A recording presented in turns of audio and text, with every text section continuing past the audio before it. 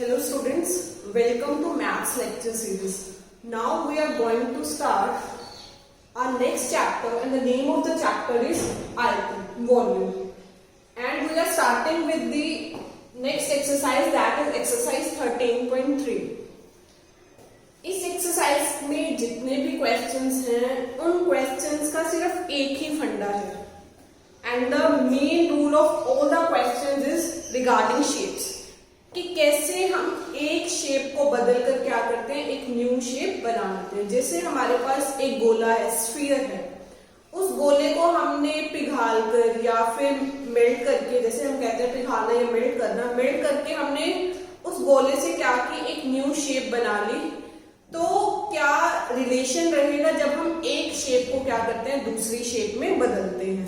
तो सारे क्वेश्चन जितने भी एक्सरसाइज 13.3 के क्वेश्चन होंगे वो यही उसका क्या होगा, बेस होगा, कि एक शेप को बदलकर हमने क्या किया, दूसरी शेप क्या कर दी, बना दी।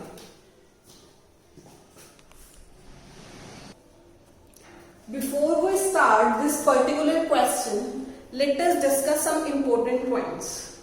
तो इस क्वेश्चन में हमें गोले और बेलन का क्या होना चाहिए, पता होना चाहिए इस क्वेश्चन को करने से पहले। तो पहले हम डिस्कस कर लेते हैं कुछ शेप्स। जैसे अगर हम इस शेप को कंसीडर करें तो इस शेप को क्या बोला जाता है, स्फीयर। जो गोला होता है उसे इंग्लिश में क्या बोला जाता है, स्फीयर, और जो बेलन होता है उसे इंग्लिश में क्या बोला जाता है, दैट इज सिलेंडर। ओके, तो जो ये मेरे पास शेप है दैट इज, दिस इज गोला, स्फीयर। ये मेरे पास क्या है, गोला है, स्फीयर है, और ये शेप भी मेरे पास कौन सी है, स्फीयर और गोला। तो ये दोनों शेप्स जो है मेरे पास दैट इज गोला। और हमें इस क्वेश्चन के लिए एक शेप चाहिए, बेलन। तो ये मेरे पास किस फॉर्म में है, दिस इज बेलन। बेलन इज सिलेंडर, ठीक है। तो जो ये थिंग है इसको क्या बोला जाता है, बेलन की ऊंचाई। इसे क्या बोला जाता है, बेलन की ऊंचाई, height of the cylinder. Okay, अगर मैं इसको इस फॉर्म में टर्न करूं तो ये मेरे पास क्या, कौन सी शेप है, सर्कल की शेप है। और सर्कल का जो ये पार्ट है, इतनी लेंथ होती है, उसको हम क्या बोलते हैं, डायामीटर, व्यास। और जो हाफ पार्ट होता है व्यास का, उसे हम क्या बोलते हैं, अर्धव्यास, रेडियस। ओके, तो ये हमारे पास हो गई शेप्स गोला एंड बेलन, ठीक है। तो इन क्वेश्चंस में एक्सरसाइज 13.3 में हमारे पास क्या है कि हमेशा एक ऑब्जेक्ट को बदलकर दूसरा ऑब्जेक्ट क्या कर दिया जाता है, बना दिया जाता है। ऑब्जेक्ट मीन्स वस्तु हो गई या फिर आकार, एक आकार को बदलकर दूसरा आकार बना दिया जाता है। तो इस क्वेश्चन, पर्टिकुलरली इस क्वेश्चन में हमारे पास क्या है कि हमारे पास एक गोला था, उस गोले को पिघाल कर हमने क्या बना दिया, बेलन बना दिया। स्फीयर को हमने मेल्ट करके क्या बना दिया, एक सिलेंड्रिकल शेप बना दी। तो अगर ये मेरे पास क्या है, स्फीयर है, इसको हमने क्या कर दिया, मेल्ट कर दिया, पिघाल दिया। पिघाल के हमारे पास इसकी फॉर्म क्या हो गई, कुछ इस फॉर्म में। और पिघालने के बाद हमने इसका क्या बना दिया, बेलन शेप बना दी। बेलन शेप मैंने अभी भी आपको दिखाई थी, ठीक है। वो हमारे पास क्या था, गोला, उससे हमने क्या बना दी, कुछ इस फॉर्म में मैंने क्या बना दिया, इसका सिलेंडर बना दिया, बेलन बना दिया। अब हुआ क्या, अब आप मटेरियल की बात करें तो जितना मटेरियल पहले था हमारे पास गोले के लिए, उतना ही मटेरियल मैंने किसके लिए यूज किया है, बेलन के लिए। तो मीन्स जितना वॉल्यूम पहले स्फीयर का था, वॉल्यूम मीन्स आयतन, वॉल्यूम को हिंदी में क्या बोला जाता है, आयतन। तो जो आयतन पहले था वही आयतन अब हमारे पास किसका होगा, बेलन का। This is the main key point of our questions from the exercise 13.3। हमेशा इन क्वेश्चंस में जब भी आकार बदला तो फर्स्ट पहले आकार क्या था और अब आकार क्या है, उसके अकॉर्डिंग आयतन, वॉल्यूम क्या रहेगा, सेम रहेगा। वॉल्यूम क्या रहेगा हमारे पास, इक्वल रहेगा। ओके, तो जैसे हमारे पास पहले स्फीयर था, क्या था, sphere, and next important point is ये बेसिकली हमारे पास सर्कल है, क्योंकि स्फीयर हमारे पास एक 3D ऑब्जेक्ट होता है और उसको ड्रॉ करना डिफिकल्ट होता है। For our consideration we are considering this as a sphere।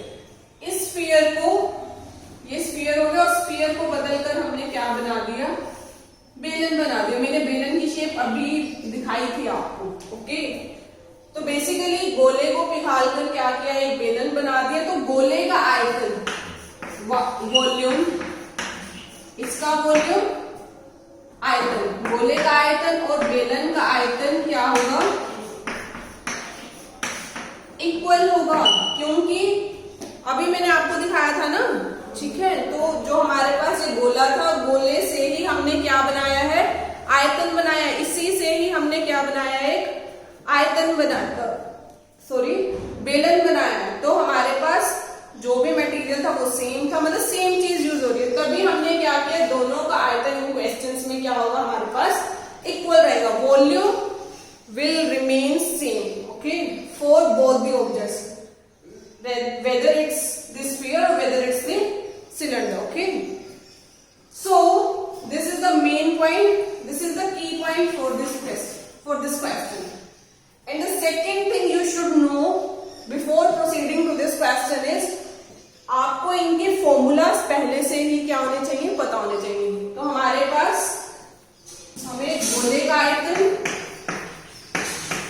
गोले के आयतन का फॉर्मूला और हमें किसका आयतन चाहिए, बेलन का। तो इनके फॉर्मूलाज आपको पहले से ही पता होने चाहिए, बेलन का आयतन। तो हमारे पास इनके जो फॉर्मूलाज होते हैं, दैट इज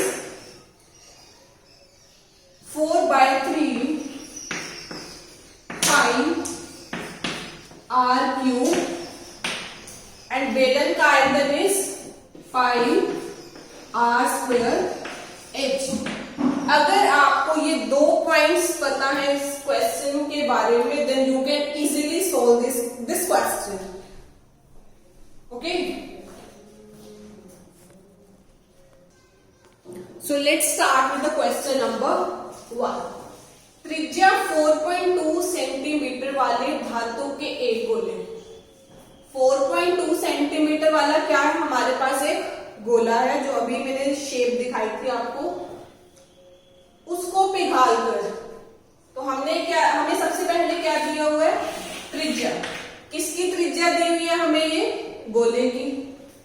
तो हमें क्या दी हुई है, गोले की त्रिज्या। त्रिज्या को बेसिकली किससे लिखा जाता है, हमें पता है, दैट इज r। कितनी दी हुई है हमें, 4.2 सेंटीमीटर्स। अब इस गोले को उन्होंने क्या कर दिया, पिघाल दिया, ठीक है। तो पिघालने के बाद त्रिज्या 6 सेंटीमीटर वाला एक बेलन। अब हमें ये क्या दिया हुआ है, दूसरी त्रिज्या दी हुई है, लेकिन ये त्रिज्या किसकी दी हुई है, हमें बेलन की, ओके। अब हमें किसकी त्रिज्या दी गई है, बेलन की त्रिज्या, एंड दैट इज 6 सेंटीमीटर्स। पिघालकर, इसको पिघालकर, गोले को पिघालकर हमने क्या बना लिया, इसको पिघाला और क्या बना लिया, बेलन बना लिया। तो बेलन की ऊंचाई ज्ञात करें। ऊंचाई मीन्स हाइट हमें क्या करनी है, कैलकुलेट करनी है। जैसे ये मेरे पास बेलन है, उसकी जो त्रिज्या है, हमें इतना पार्ट दिया गया है, दैट इज 6 सेंटीमीटर्स। और हमें क्या कैलकुलेट करना है, बेलन की ऊंचाई। मीन्स हमें ये थिंग, हाइट क्या करनी है, बेलन की कैलकुलेट करनी है, okay. So what we have to calculate is बेलन की ऊंचाई। ऊंचाई को कैसे लिखा जाता है, h से। h we have to calculate. एक बार फिर मैं रिपीट कर रही हूँ, ये ध्यान रखेंगे, जो 4.2 सेंटीमीटर है वो क्या दिया गया है, गोले की त्रिज्या है, और जो 6 सेंटीमीटर है वो बेलन की त्रिज्या है, ओके। जब हम आयतन का फॉर्मूला यूज करेंगे, तो हमने पहले क्या कंसीडर किया था, जब भी पिघाला जाता है तो दोनों के आयतन क्या रहते हैं हमारे पास इक्वल रहते हैं. So we will proceed with the same. तो गोले का जो आयतन है वो किसके इक्वल हो जाएगा हमारे पास, that will be equal to the बेलन का आयतन. That will be equal to बेलन का आयतन. Okay, now we have to put the formulas. गोले का आयतन का फॉर्मूला हमारे पास होता है that is 4/3 pi r cube. Equal के प्लेस पर हम क्या लिखेंगे, इक्वल. एंड बेलन का आयतन is pi r square h. As you all know the value of pi is, पाई की वैल्यू हमारे पास क्या होती है, दैट इज 22/7. पाई की वैल्यू हमारे पास क्या होती है 22/7. तो अब हम क्या करेंगे, सिंपली इनमें वैल्यूज पुट कर देंगे. 4/3 के प्लेस पर 4/3 ही रहेगा. पाई के प्लेस पे क्या लिख देंगे 22/7 आर क्यूब. अब ध्यान रखना है आर, ये भी मेरे पास आर है और ये भी मेरे पास आर है. 4.2 भी आर है और 6 भी मेरे पास क्या है. हमें कौन सा आर यहाँ पर पुट करना है, हम यहाँ पे 4.2 पुट करें या 6 पुट करें.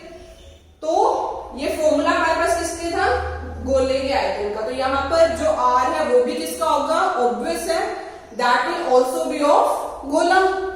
तो हमारे पास यहाँ पर आर की वैल्यू क्या आएगी 4.2. ओके, इक्वल टू के प्लेस पर इक्वल टू, पाई के प्लेस पर हम क्या लिखेंगे 22/7 और आर. आर अब हमें किसका लेना है, बेलन का, दैट इज 6. तो यहां पर हम क्या पुट करेंगे 6 और h तो हमें क्या करना है, कैलकुलेट करना ही है. So let's put the values.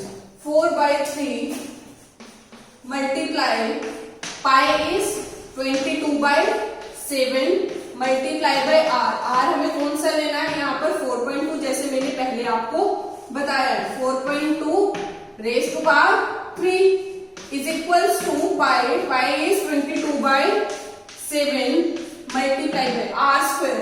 अब ये किसका लेना है हमें, बेलन का, that is 6 square into H. H we have to calculate. H हमें यहाँ पर क्या करना है, कैलकुलेट करना है. तो अब हम इसको क्या करेंगे, सिंप्लीफाई कर लेंगे. That is 4/3 into 22/7. 4.2 क्यूब है तो उसको 3 टाइम्स हम लिख लेंगे. That is 4.2 into 4.2 into 4.2 is equal to के प्लेस पर is equal to 22/7 multiply by 6 square. 6 square is 6 square means हमें 6 को कितने टाइम्स लिखना है, 2 टाइम्स इंटू एच. ओके, अब आपको क्या करना है, एच हमें कैलकुलेट करना है.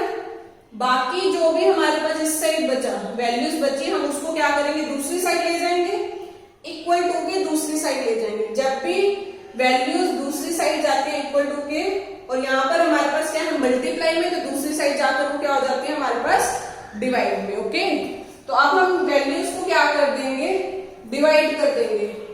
Try to understand. ये वाली वैल्यूज हम एज इट इज लिख देंगे. That is, wait for a second. अब हम क्या करेंगे, ये वैल्यूज सारी दूसरी साइड ले जाएंगे. ये 22/7 है, दूसरी साइड जाकर क्या हो जाएगा 7/22.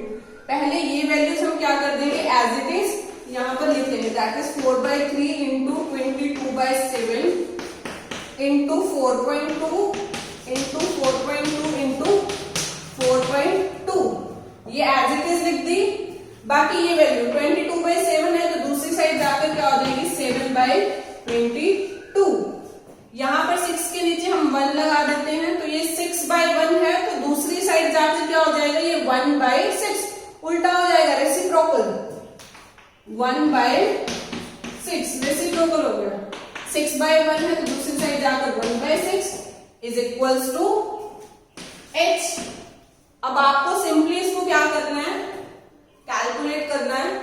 यहाँ पर हमारे पास पॉइंट था तो क्या लगा दिया बाय 10, पॉइंट को रिमूव किया बाय 10, पॉइंट को रिमूव करके बाय 10।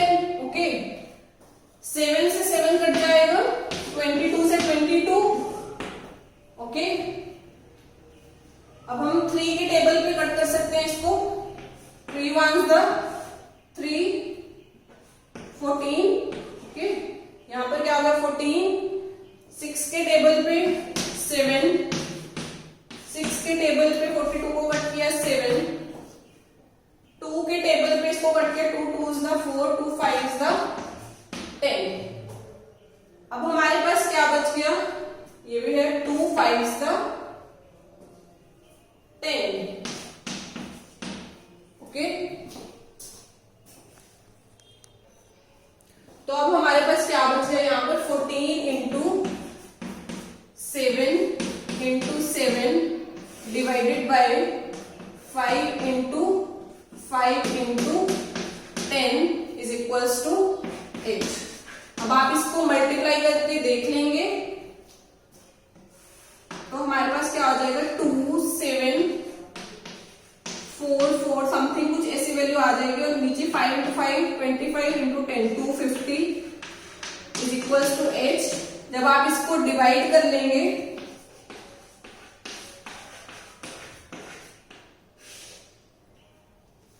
वेट अ सेकेंड, आपको इसको कैलकुलेट करना है। Okay,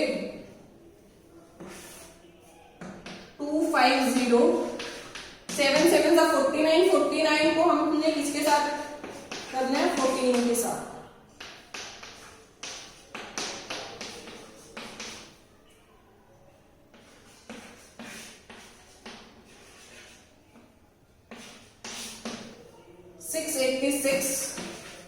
divided by 250। अब आपको क्या करना है, इसको सिंप्लीफाई करने के लिए डिवाइड कर देंगे। 686 डिवाइडेड बाय 250, 250 686। जब आप इसको सोल्व करेंगे तो हमारे पास आ जाएगा 2.744 and that will be the value of h। तो हमारे पास h की वैल्यू डिवाइड करने पर इसको, जब आप इसको डिवाइड कर लेंगे तो हमारे पास h की वैल्यू आ जाएगी 2.744 सेंटीमीटर्स।